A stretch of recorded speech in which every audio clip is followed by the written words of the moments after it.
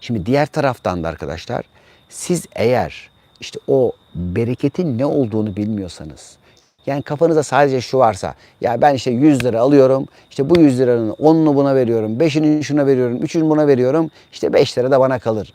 Böyle değil. Bazılarınız sırf bu sebepten dolayı borçlanırsınız, borçluluk yaşamak durumunda kalırsınız. Bazılarınız işte krediler almak durumunda ya da bir şekilde paranın borç enerjisine takılmak durumunda kalırsınız. Ama bunların her bir tanesi kendi merkezinizden seyrettiğinizde size ne anlatıyor ve siz bu durumun içinde neden varsınız?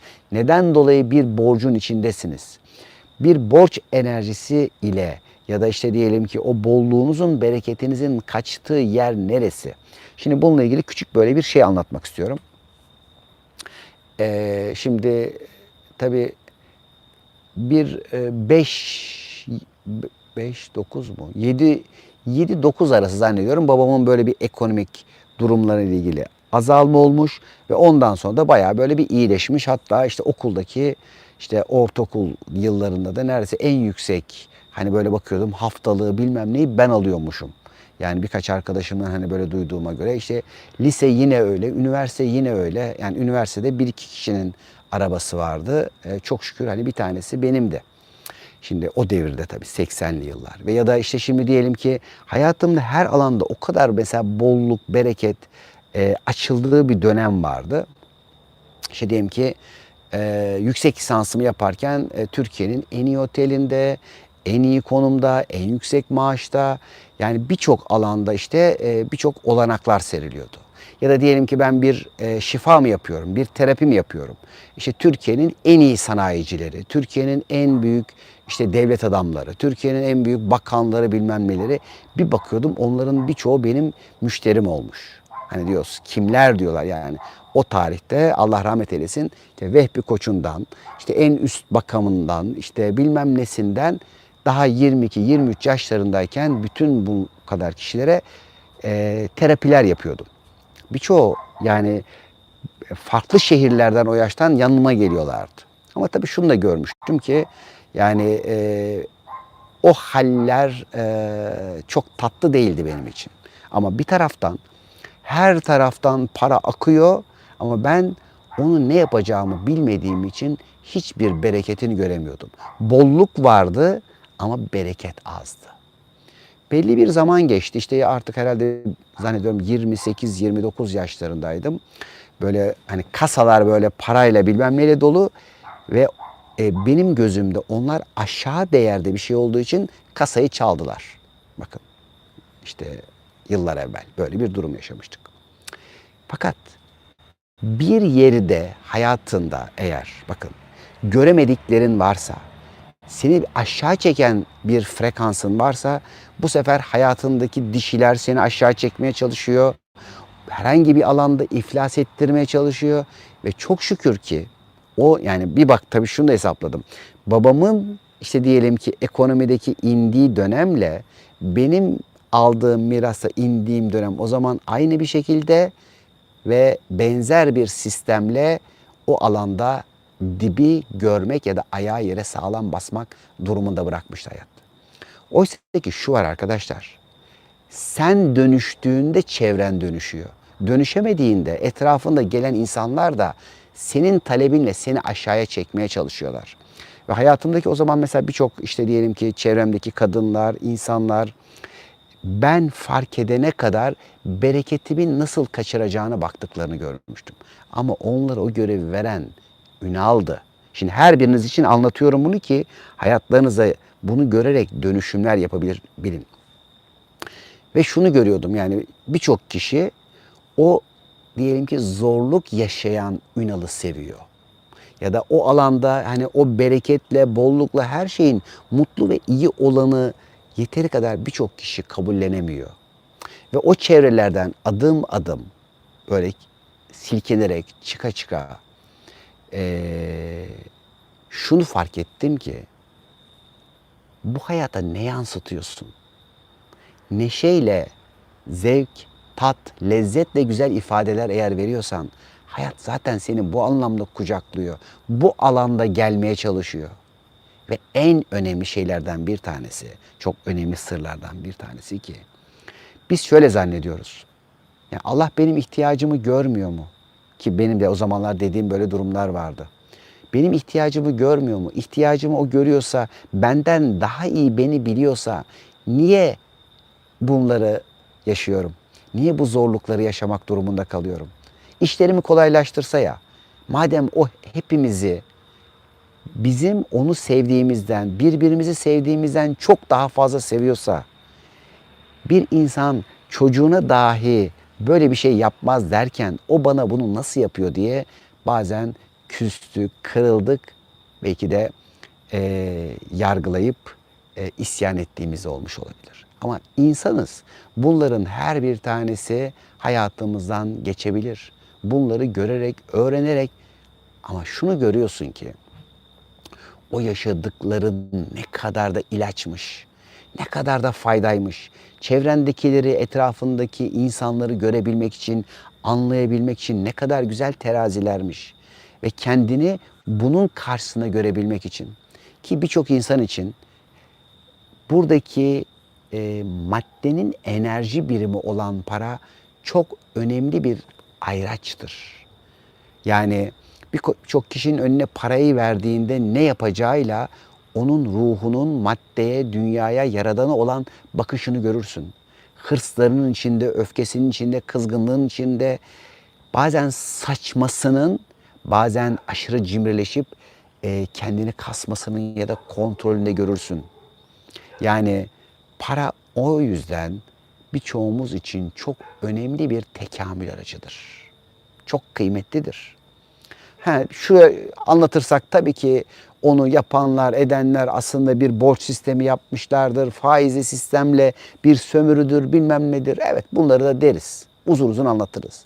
Ama olan her şey hayra hizmet eder ve para şu anda dünya için önemli bir kıstastır, önemli bir ölçerdir. Yani senin aslında maddeye ve dünyaya bakışını para ölçer ve sen diğer taraftan manevi taraflarını iyileştirdikçe bu alanda dengeye gelirsin. Tabii birçok kişi de bolluğunu ve bereketinin hani böyle bir alanda çok olmasını ister. O alanda zenginlikler, bolluklar, bereketler artabilir.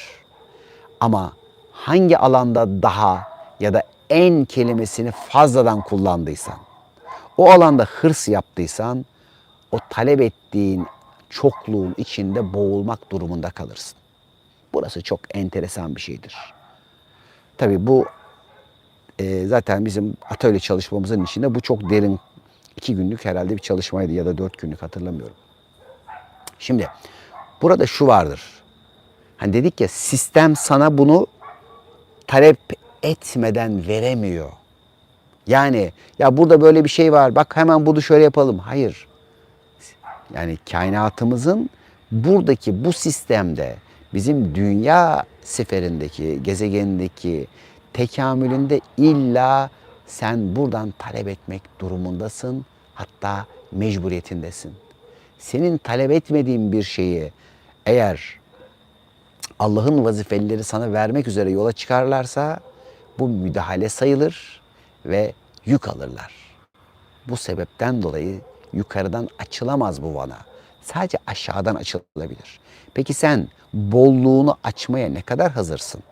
Hangi alanda gelen bollukla, şimdi diyelim ki bakın yine önemli mesela bir mekanizma anlatıyorum size. Şimdi şu sıra havalar sıcak gidiyor değil mi? Ve bu havaların sıcağına biz şimdi yağmur diyelim. Fakat şimdi bu alanda bir şikayet enerjisi ürettiğinde gelen bolluğu, sıcağın bolluğu var şu anda.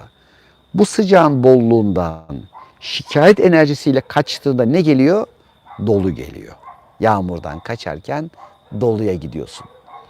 Şimdi oysa ki şu anda sıcak varsa sıcağın hem önlemini hem faydasını nasıl alırım?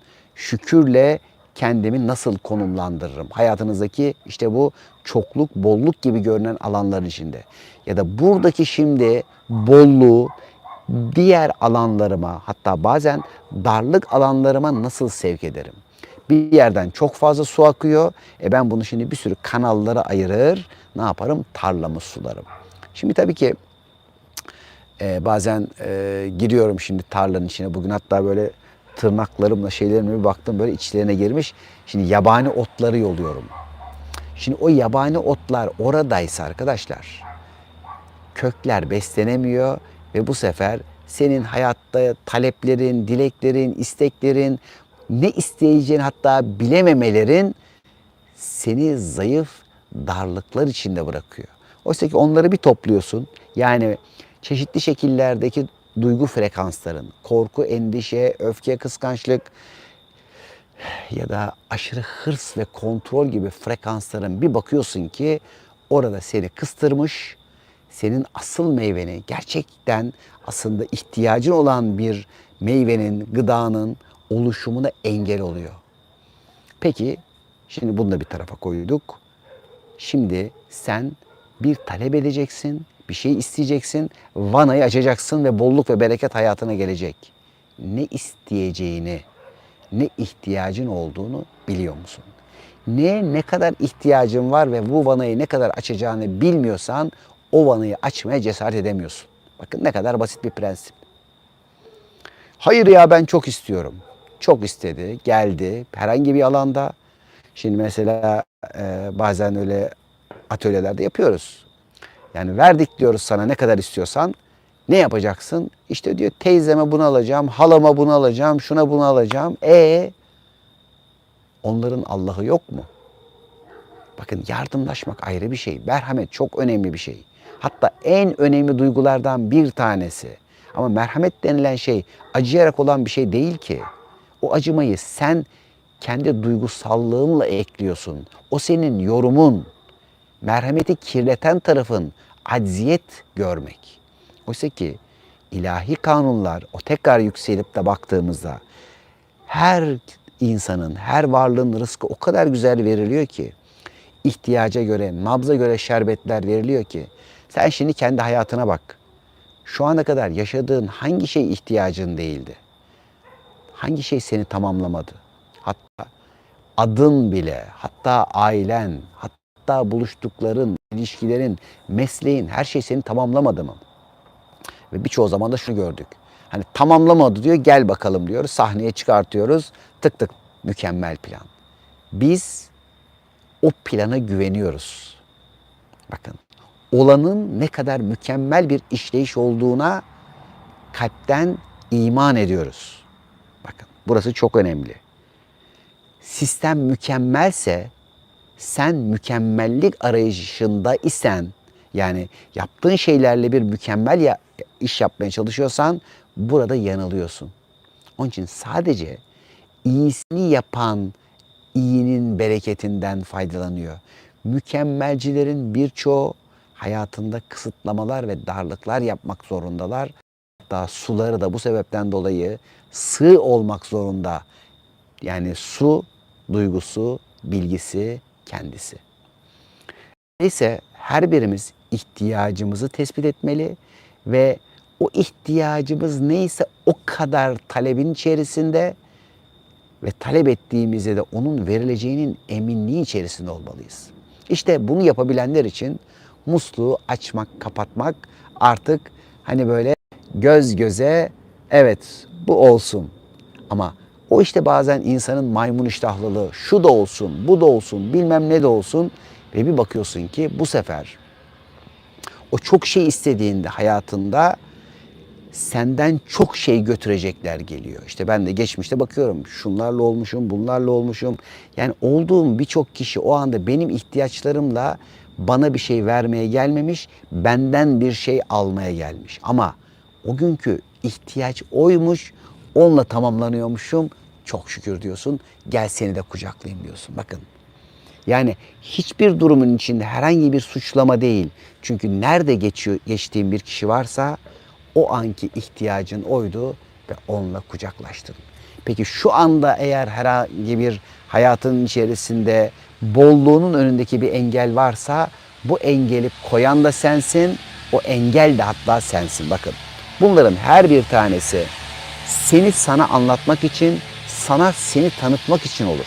Ama işte o yukarıdan baktığımızda bir bakarız ki o rızkı dağıtan her bir kişinin rızkını, ihtiyacını yeteri kadar tam da ölçüsüyle verir. Neden? Çünkü bütün kainat bir ölçüyle yaratılmıştır. Bu ölçü ol andır ve ol an en mükemmel şekliyle kılı kırk yararak her birimizin nasibini verendir. Şimdi bakın, bir taraftan bu var, bir taraftan da emek var. Şimdi iki insan emek veriyordur. Bir tanesi o emeği şükürle veriyordur. Bu şükür ezbere bir şükür değil. Yani hayat için bir üretimde bulunmak. Üretim nedir? Zamanını aslında bir fayda amacıyla kullanmaktır. Zamanından verdiğin şeyle eğer sen oraya akıyorsan ve o aktığın şeyin bir hedefi senin için gönlünde aslında sevginle beslemenin de bir tadı ve lezzeti varsa o fayda hedefi her faydayı verdiği halde ve anda senin bolluk ve bereket hanene mutlaka bir kayıtta bulunur. Şimdi tabii ki geçmişte insanlar nasıl anlasın? İşte etrafında melekler var, bunlar yazıyorlar. İşte her olumluyu bilmem ne. Ancak öyle anlaşılabilirdi. Ama bugün şunu biliyoruz ki her şey bir enerji ve titreşimlerden oluşuyor ve o titreşimler etrafında müthiş manyetik alanlar ve manyetik akımlar oluşturuyor.